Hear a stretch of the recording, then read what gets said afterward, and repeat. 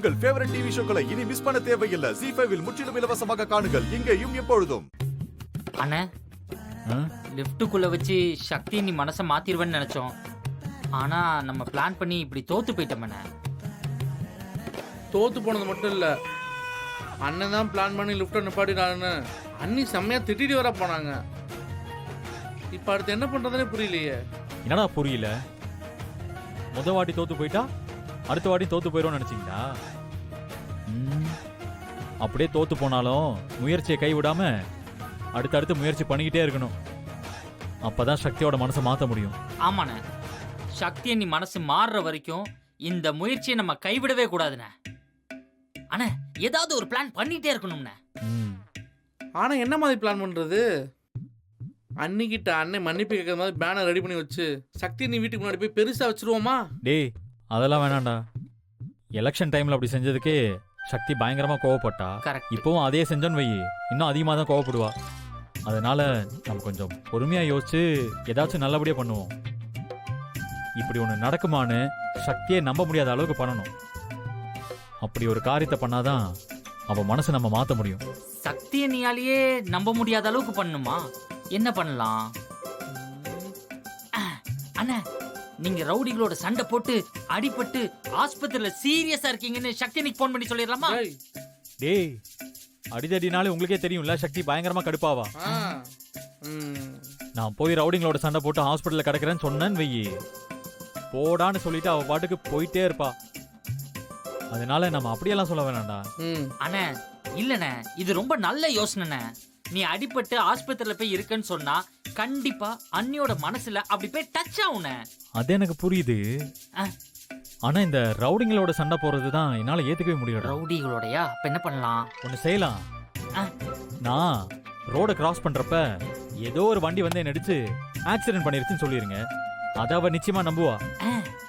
அதே சமயத்துல என் மேல கோபமும் போட மாட்டா. அதுக்கப்புறம் எனக்கு என்ன ஆச்சோ ஏதாச்சோன்னு பதறி போய் என்ன பாக்கணும்னு ஹாஸ்பிட்டலுக்கு ஓடி வருவா. அப்படி ஓடி வரவகிட்ட நான் அழுது கண்ணீர் விட்டு நடிச்சு அவ மனசை கண்டிப்பா மாத்திடுவேன். சூப்பர்ண்ணே. அப்புறம் என்ன, ஏதோ ஒரு ஹாஸ்பிட்டல்ல புடிச்சு நம்ம பிளான் ஆரம்பிச்சிட வேண்டியதுதான். ஆரம்பிச்சிடலாம். டேய், ஆனா இந்த வாட்டி எந்த சொதப்புல இருக்க கூடாதுடா. ரொம்ப எச்சரிக்கையா இருக்கணும் சொல்லிட்டேன். அண்ணே, எனக்கு தெரிஞ்ச நர்ஸ் ஒருத்தவங்க இருக்காங்க. அவங்க மூலியமா ஆஸ்பத்திரியில அட்மிஷன் போட்டு பெட்ல உங்களை படுக்க வைக்கிறோம். சக்தி அன்னைக்கு போன் பண்றோம். ஓகேவா? ஓகேடா, நாளைக்கே பண்ணிடலாம். அவ்வளவுதான். சார், அம்மா நர்ஸ் சாந்தி. சாந்தி. ஓகே.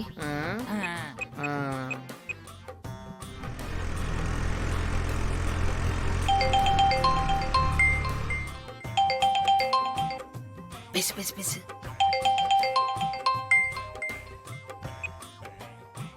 ஹலோ.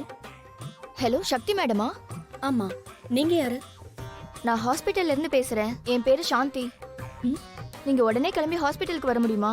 எதுக்கு, என்ன வர சொல்றீங்க? உங்க ஹஸ்பண்ட் வெற்றியை இங்க அட்மிட் பண்ணிருக்காங்க. ரொம்ப சீரியஸ் கண்டிஷன்ல இருக்காரு. ஏதோ ஆக்சிடென்ட்ல மாட்டிக்கிட்டாரா? கை கால்லாம் உடைஞ்சு போயிருக்கு. நீங்க உடனே கிளம்பி வாங்க. Hello hello hello hello. உங்க ஹஸ்பண்ட் வெற்றி இங்க அட்மிட் பண்ணிருக்காங்க. ரொம்ப சீரியஸ் கண்டிஷன்ல இருக்காரு. Super super. அண்ணே, சக்தி நீ வரதுக்குள்ள உங்களுக்கு கை கால் எல்லாத்துலயும் மாவு கட்டு போடணும். நர்ஸ் சாந்தி எல்லாத்தையும் ரெடி பண்ணுங்க. ஓகே. அண்ணே, நீ போய் ட்ரெஸ் சேஞ்ச் பண்ணுவா. சரிடா. இவ்ளோ பெர்ஃபார்ம் பண்றியாடா?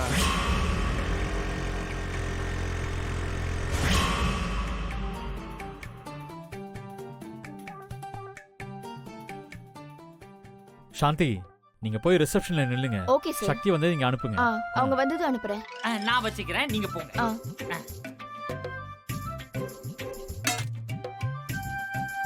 அண்ணே, சொதப்பிராதண்ணே, பாத்து பண்ணுண்ணே. டேய், அண்ணி வந்துட்டாங்களான்னு பாருடா. போய் பாருடா, போடா. அண்ணே, சக்தியை நீ வந்ததும் நல்ல ஹெவியா பெர்ஃபார்மன்ஸ் பண்ணணும்னா அப்பதான் அண்ணியோட மனசு மாறும். புரியுதா? அம்மா, என்ன இந்த ரூம்ல ரொம்ப சத்தம் கேக்குது? யார் இது? ஐயோ, ஆமா, யார் நீங்க? உங்களுக்கு யார் அட்மிஷன் போட்டது? அது என்ன கையில கால்ல எல்லாம் கட்டு போட்டிருக்கு? ஆ, யார் போட்டது? சார் நான் ஆக்சிடென்ட் ஆயிட்டேன் சார். ம், யார் இவரு? யாரு யாரு? யாரு யாரு? யாரு யாரு யாரு தெரியல. சார்? யாரு? ஏய், ஐயோ, அண்ணன் மாட்டிக்கிட்டோனே. அம்மா, இவங்களை எல்லாம் நம்பாதம்மா. இவங்க சும்மா ஆக்சிடென்ட் பண்றாங்க. முதல்ல கையை அவுத்து விடுமா, சீக்கிரம். வலிக்குதுமா. நிமிருங்க. அம்மா, நான் தாம்மா இங்க சீஃப் டாக்டர். என்ன கட்டி போட்டுட்டு உங்க கிட்ட ஃப்ராடு வேலை பாக்குறாங்க. இவங்களை எல்லாம் நம்பாதம்மா நீ. என்ன வெற்றி இதெல்லாம்? இப்படிலாம் பண்றதுக்கு உனக்கு அசிங்கமா இல்ல? இல்ல சக்தி, உன் மனசை மாத்தணும்னு நினைச்சுதான் இப்படி ஒரு பிளானை போட்டோம். ஆனா இந்த டாக்டர் எதிர்பாராம சீனுக்குள்ள வந்து பிரச்சனை பண்ணிட்டாரு. நிப்பாட்டு.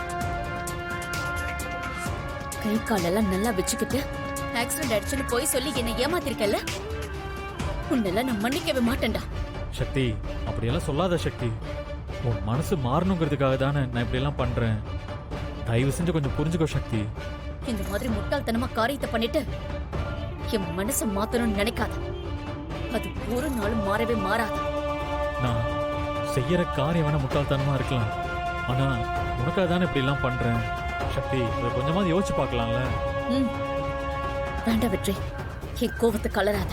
ஒவ்வொரு வாட்டியும் நீ பண்ற முட்டாள்தனமான காரியத்தினால எனக்கு டென்ஷன் தான் அதிகமாகுது.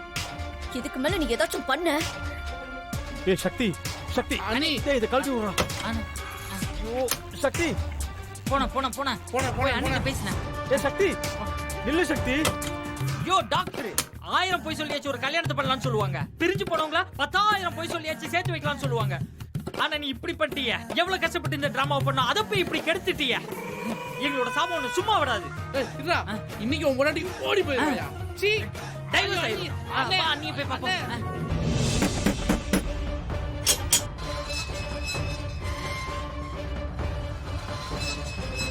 வாங்க சகுந்தலா மேடம்.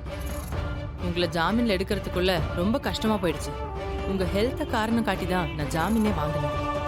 என் பையன் கூட வக்கீல் தான். ஆனா அவன் கூட என்ன ஜாமீன்ல எடுக்க மாட்டேன்னு சொல்லிட்டான்.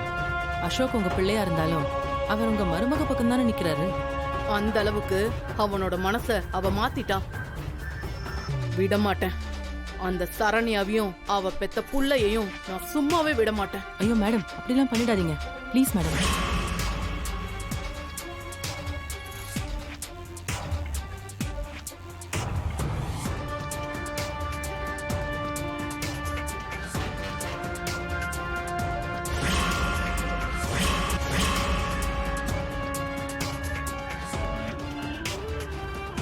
ரங்கநாயகியோட சம்மந்தி தானே இவங்க. இவங்க எப்படி வெளியில வந்தாங்க? ஒருவேளை ஜாமீன்ல இருந்து வெளியில வந்திருப்பாங்களோ? ஜீ5 ஆப்பை டவுன்லோட் செய்து அனைத்து எபிசோடுகளையும் இலவசமாக பாருங்க.